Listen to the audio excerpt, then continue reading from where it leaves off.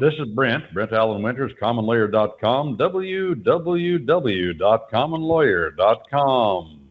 And this is a Common Lawyer Comments, but I'm not doing much commenting today. I'm interviewing Mr. Steve Millman, a veteran of Operation Frequent Wind. That was the code name for the evacuation of Saigon, Operation Frequent Wind. And we've talked about how he started out, how he got on an aircraft carrier and where he'd been. And now we're getting down to the operation itself and the evacuation of Americans. Steve, thanks for staying with us.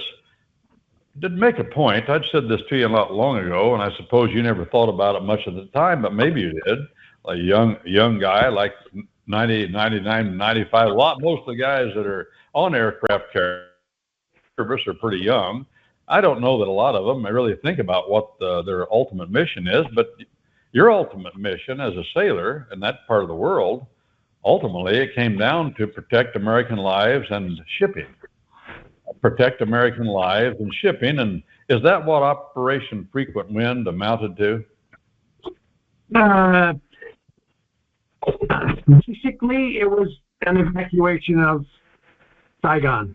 Us being overseas, that was, protect the open seas and shipping lanes and our interests and Americans. But Operation Frequent Wind was, get the Americans and their dependents, as many as they could, out of Saigon.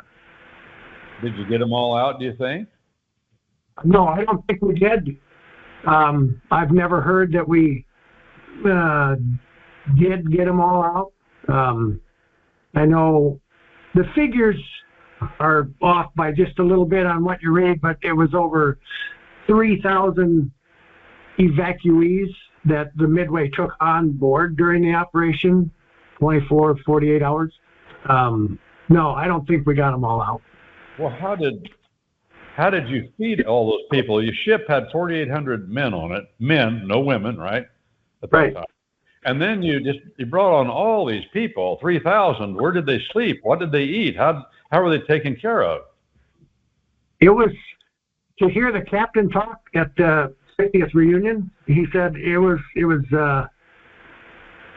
Midway magic. That was the catchphrase for the Midway. It was always Midway magic. And he said we came up with all this food and we fed all these people. Some were on board overnight. A lot of them when they came on, they were searched and then immediately put on another helicopter and transported to the other carrier, the USS Hancock, or other amphibious ships involved in the operation. In order to make room for the helicopters carrying people out to the Midway? Yeah. Well, how did you were at sea, and how did you find out that Saigon was falling, or did you really ever understand or know at that time? Me personally, I just knew there was a conflict going on, and you read the Stars and Stripes magazine that was put out by the military, and they kind of kept you up to date. But we were actually in the Philippine Islands on a R&R, whatever you want to call it, when suddenly the word went out. Everybody associated with the USS Midway report back to it immediately. And so everybody's like, what's going on? I don't know. So we got back to pardon me? How did they get that word to you? People were out were you in Longapo or Manila, or where were you? I want to say I was in Longapo, but it's a little fuzzy. I don't really remember if I was on board or not. How did they get the word to the sailors or the crew get back to the ship immediately? How do they do that? Well, I don't know if they went through the streets with a loudspeaker or if word just spread, mouth to mouth. I don't know, which makes me think that I was still on board the ship, that I wasn't ashore yet. Well, could it have been the shore patrol was tasked with? Oh, I'm sure they were involved, and right away they would have shut down the gate at Longapo, so you couldn't have got in. you could have got out to go back to the ship. Uh-huh. Yeah, that's a little fuzzy. I still don't. I've tried to think about where I was when I got the word, and I can't come up with it. Okay, so how long after the word went out did the ship fire up her boilers and leave? I would bet we were out of there within 24 hours or less. And when did you find out what was going on? Not until we were off the coast of Vietnam. The captain even said she was just received a word, was underway immediately and head for whatever the coordinates were. And I think I do recall him coming on the intercom and saying we're to make full speed for an unknown destination, and there'll be more to report when we get closer. And that was it. So nobody knew where we were going except him and his staff. Well, okay, so what went through your head when you heard? Did he come over the loudspeaker and say these things? Yes, yeah, that I remember. But were rumors flying around between all of you at the scuttlebutt, or what were you thinking? Well, this could be war, or we don't know, or what went through your mind? Yeah, we had no idea where we were going, what we were doing, and yeah, the scuttlebutt was crazy. Yeah, we're going to war with Russia. We're going to war with China, whatever. There was all kinds of rumors. Uh-huh. But most of them, I think, suspected we were headed for Vietnam for an unknown reason. It became clear later on why we were there. Now, while this was going, how did it become clear? Did the old man come over the box and the loudspeaker and talk to you? Yeah. We're to remain I do believe we were anchored 10 miles off the coast. I can't see us sitting there under power. I remember him saying something about certain, I don't know the propulsion system of the carrier other than steam and diesel. So, but I'm pretty sure we were anchored there for 48 hours and didn't move. Once we got there, the word went out that, yeah, this is where we are to remain. It got kind of iffy on our way there because we left over half of our aircraft in the Philippines. They were flown off once we got out to sea. Huh. And so there was more rumors. And then all of a sudden these Jolly Green Giant helicopters run by the Air Force, they're landing on this flight deck that's completely empty. Well, then we find out that, yeah, they're going to use them for an evacuation of Saigon. So then we'll know why we were there. Ah, I see. You knew Saigon was falling and that you're trying to get the Americans out. So how long did this Operation Frequent Wind last? 36 hours, less than 48 hours, I guess. Was it round the clock nonstop? Yeah. Once it started at 3:30 or so in the afternoon, whatever day that was, the 29th, it went round the clock, nonstop. First, yeah. So you were in Olongapo on the island of Luzon in the Philippines. Yeah. And Vietnam, as they used to say, is directly across the South China Sea to the west. Am I right? Pretty much. I think, yeah, that's close enough. Yeah. Okay, so you weren't going to what they used to call Yankee Station. You were going to South Vietnam, where Saigon was. Yeah, the Gulf of Siam is what they called it. Okay. So the helicopters were coming, and you could see that there were just lots of civilians, non-military folk, exiting these helicopters. Yeah, and they're Vietnamese dependents.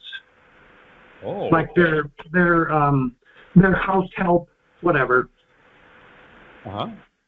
So it was all civilians, mostly Americans at first. Oh, okay. Once they got Saigon evacuated, then the rest of them started flying out. You could tell the Americans from the South Vietnamese because the South Vietnamese are Oriental and the Americans weren't. Is that pretty much it? Yeah. Yeah. And so the helicopters, were the helicopters landing, unloading massive amounts of folk and then taking off, or just were they staying there? More helicopters came. How did that work? The Valley Greens brought them out first from, well, let me back up a little bit. They went, they knew the evacuation was going to start, and their trigger, whatever, was when they played White Christmas over Armed Forces Radio. That went out and over the airwaves, and then anybody who was supposed to evacuate knew it was time to go to their spot to be evacuated. Some made it, some didn't. Some of the evacuation spots never got a helicopter there, so those people were left. Other spots they couldn't get the helicopter in. Yeah, so I had lost where I was going with this, Brent. That's all right. I'll ask you another question. So the North Vietnamese Army was closing in on Saigon. Is that what was happening? Yes. Yeah. They were getting really close. I mean, we heard from, Scuttlebutt, and people were selected on board the Midway to search and guide these refugees once they hit the ship. So, okay. And we knew people, and they would tell us that, yeah, these people were the last ones out of this pickup zone, and there was rocket fire coming in from whatever direction by the North Vietnamese. So it was getting really close. So, and they were wanting to get out. Did they believe that if they didn't get out and they were captured by the North Vietnamese, that they would be imprisoned or killed? That was our understanding. That's why we had to get as many of them out as we could. And, diplomats were probably long gone, but people in positions that worked for our government, the Vietnamese included, they would have been a great help to the North Vietnamese if they ever got their hands on them. Yes, I guess so. They had information. And I'm sure that the embassy, the U.S. Embassy, they were shredding documents like mad or something. Oh, sure. Yeah. So there's one particular incident that I heard about, and maybe you can tell me about it more. If you can, great. But I heard about, during that time, a Cessna Skyhawk airplane flew over the aircraft carrier, USS Midway, and dropped a note, a piece of paper. Do you know anything about that? Yeah. Let me back up again, just one more. Once we got all the people at different pickup locations out, then just about anybody who thought they could fly a helicopter saw these other helicopters headed out to sea, so they just followed them, thinking, yeah, that's the way to go. In the meantime, Chinook helicopters were landing with, I don't know, their capacity 50 or 60 people. They were stuffed like sardines, and they'd open the back door and people would fall out and they'd have to be searched. And those were more refugees than evacuees. Uh-huh. So the flight deck was just full of helicopters and people from bow to stern. It was just, full. Well, somebody noticed this little bird dog circling the ship. He tried 2 or 3 times to get a note to the flight deck, and the third time, whatever he tied the note to hit the flight deck, and he said, this is, he was a South Vietnamese Air Force colonel, lieutenant colonel, I don't know. And it basically said, if you can move those helicopters to one side, I think I can land on your runway, find this guy, wife, and 5 children. And to hear the captain say it, the admiral in charge of the operation said, you tell him to ditch. He is not to try and land on that aircraft carrier. Well, the captain said he was going to be court-martialed, so the heck with it. He wasn't going to risk 7 lives because nobody would have survived it if they ditched in the ocean. Yeah. he told the air boss, get a ready deck. So they started pushing helicopters over the side. And to this day, in April when he spoke, he said, honestly, I don't know how many we pushed over the side. I didn't count. But we pushed enough over the side to give room. And this guy made a couple of low passes, and we turned into the wind because I believe we were starting under power again. I can't remember. Anyway, the game ended well short of the angle deck. And there were crew members that were stationed out on the angle deck to catch him if they could, if he went past. And he stopped well short of it, and they just surrounded the plane and stopped him and got him and his wife and 5 kids out and took him up to the to the superstructure to meet the captain. And the captain said I immediately gave him my Navy wings because I officially made him a Navy aviator. Uh-huh. But yeah, they rescued them all. And now that plane is, I believe, hanging in the Smithsonian. Oh, that airplane that he flew on to the Midway is hanging in the Smithsonian Institute in Washington, D.C. If it's not there, it's in another one, and it was there. But yeah, it's... Yeah. So I didn't quite catch it. Did you say that there were men stationed at the end of the angle deck just in case he didn't get stopped in time? How were they going to stop him? They were just going to grab hold of whatever they could. I mean, they weren't right at the end of the angle deck. They were back, quite a ways. Yeah. But no, he made it. He touched down shortly after the number 3 wire. Yeah. And you say number 3 wire, then that's the number 3 cable across the deck, the third one that an airplane has to catch. Yeah, the arresting cable. The arresting cable, right. And there was no way he could do that because he didn't have a hook, right? Right, correct.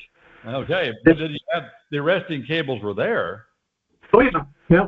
Landed. But he did a really good job as a pilot of getting it in and getting it landed and then putting on the brakes before he went off the end of the angle deck. Yeah, and he stopped almost directly across from the superstructure. It's well short. Well, that'd take quite a bit of skill, I think. Yeah, and nerve. I mean, talk about desperation. Yeah. Yeah. I can't imagine what his wife was thinking. His kids were very young. Yeah. I think the oldest was 7 or 8. But I can't imagine what his wife was thinking. Oh, sure.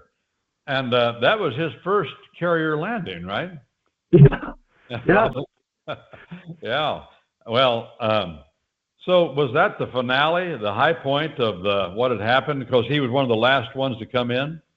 Yeah, there were a few other stragglers. We had a Chinook.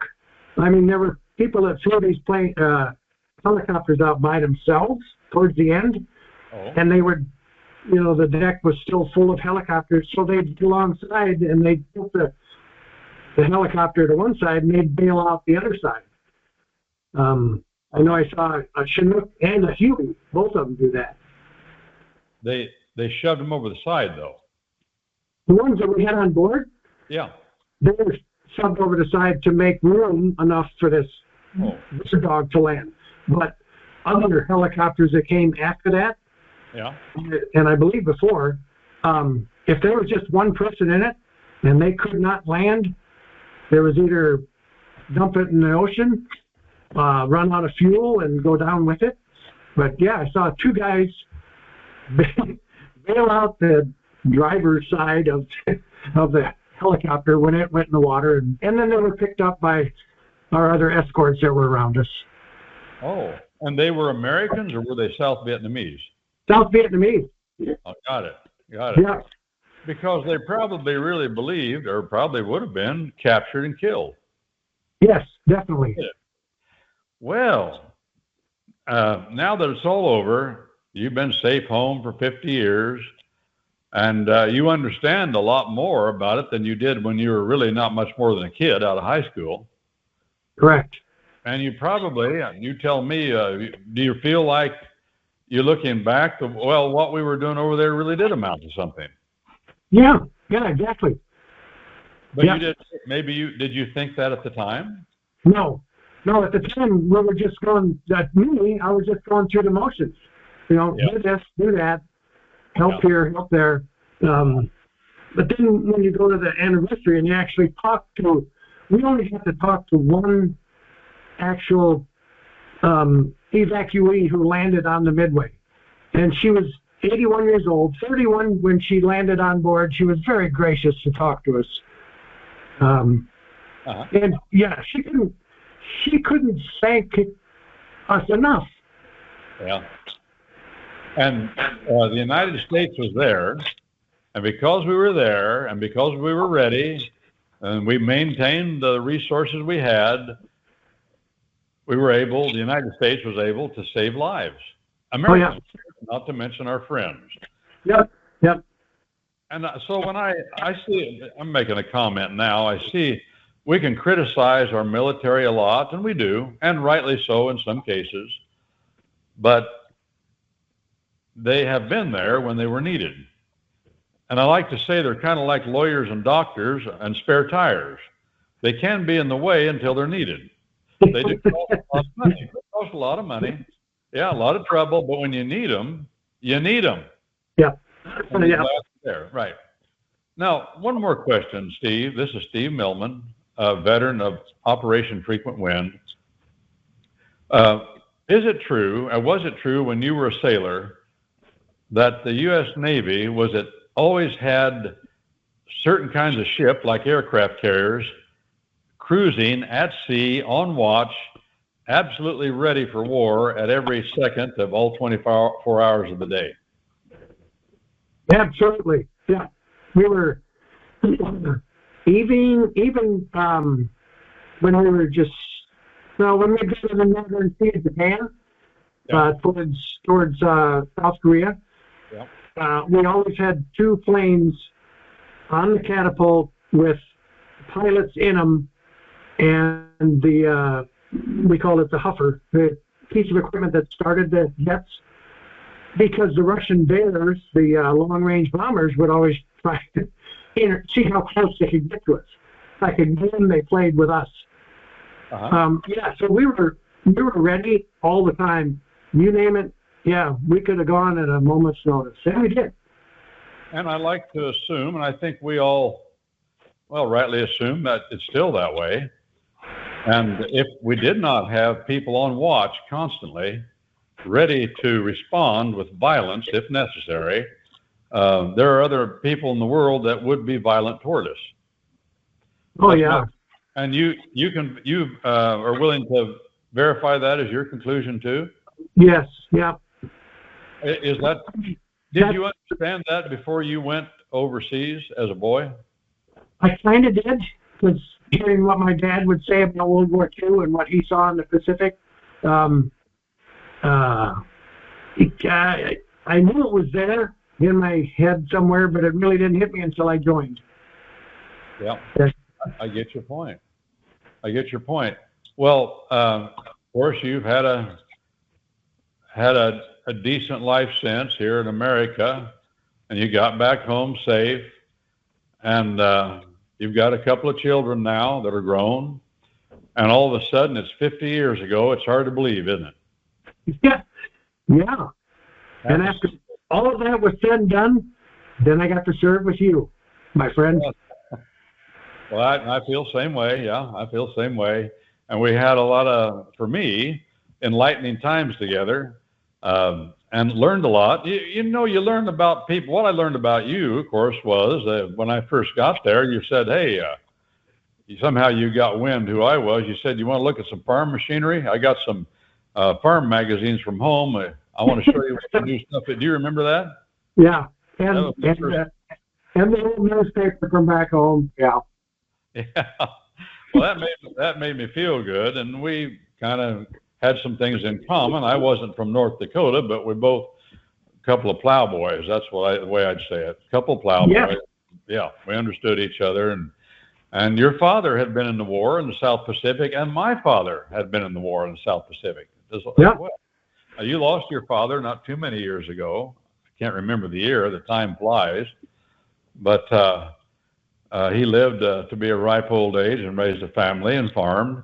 Well, thanks, Steve, for coming on and visiting with us. And thank you,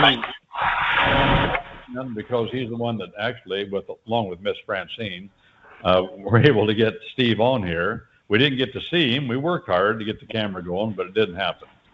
But we thank you both.